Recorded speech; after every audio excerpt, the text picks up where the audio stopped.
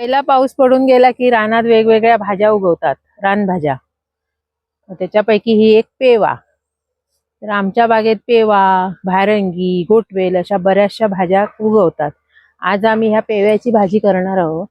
त्या बागेत ज्या दरवर्षी रानभाज्या येतात त्याची आम्ही भाजी करून खातो, पण ह्या वर्षी त्या भाज्यांची रेसिपी करून YouTube चॅनलला टाकायची आहे. रानभाज्या सीझनल असतात, त्या फक्त पावसाळ्यातच मिळतात.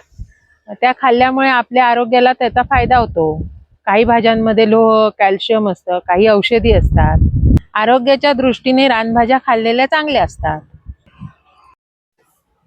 आता या भाजीची कोळी कोळी पाने काढून घेऊया.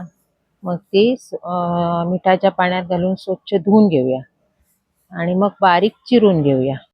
आता साहित्य: पेव्याची पानं, खोबरं, मूग डाळ, तूर डाळ, मीठ, कांदा, हिरवी मिरची आणि तेल. आता आपण भाजी कशी बनवायची ते बघूया. आता पहिलं एक भांडं घेऊन गॅसवर तापत ठेवूया. त्यात तेल टाकूया. तेल तापलं की त्यात मिरची घालूया. मिरची जरा पहिली घातली की ती व्यवस्थित परतून थोडी शिजते. मग त्यात कांदा घालूया. कांदा जरा व्यवस्थित परतून घेऊया. तो जरा असा मऊ होईपर्यंत शिजवून घेऊया. कांदा परतून झाला की त्यात आपण डाळी टाकूया. डाळी शिजायला जरा वेळ लागतो, म्हणून कांद्याबरोबर जरा परतून घेऊया. आणि त्याच्यावर थोडं झाकण ठेवलं, एक वाफ काढली की डाळी पण मऊ होतात, कांदा पण मऊ होतो. भाजीला शिजायला काही एवढा वेळ लागत नाही, म्हणून मग त्याच्यावर आता झाकण ठेवून एक वाफ काढूया. आता आपण त्यात भाजी घालूया. भाजी घालून व्यवस्थित परतून घेऊया. भाजी जरा चवीला गोडूसच असते आणि शिजायला पण एवढा काही वेळ लागत नाही. भाजी वाफेवर शिजते. आता ही आपण व्यवस्थित ढवळून घेऊया आणि त्याच्यावर झाकण ठेवूया. आता मीठ घालूया.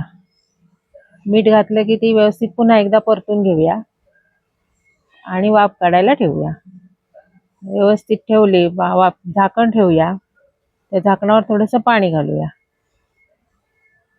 आता हे पाणी थोडं गरम झालं की आपण पाहिजे असेल, गरज असेल तर भाजीत घालू शकतो, नाहीतर भाजी स्वतःच्या पाण्याच्या उपयोगाने शिजू शकते. लागली गरज तर पाणी घालायचं. आता आपण यात थोडंसं पाणी गरम घालूया. पण गरम पाण्याने जरा भाजी चांगली शिजते.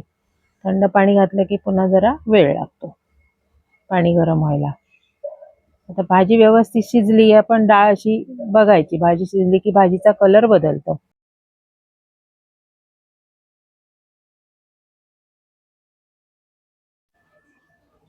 हे बघा, हे आता तुम्ही इकडे बघू शकताय, भाजीचा थोडासा कलर बदललेला आहे.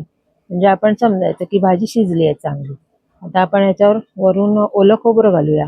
ओल्या खोबऱ्यामुळे जरा भाजीला वेगळी चव येते आणि आम्ही इकडे कोकणात असल्यामुळे आम्हाला सर्रास ओलं खोबरं, सुकं खोबरं खायची तशी सवय आहे आणि पालेभाज्यांना जरा ओलं खोबरं चांगलं लागतं. आता ही व्यवस्थित ढवळून घेऊया. भाजी तयार झालेली आहे.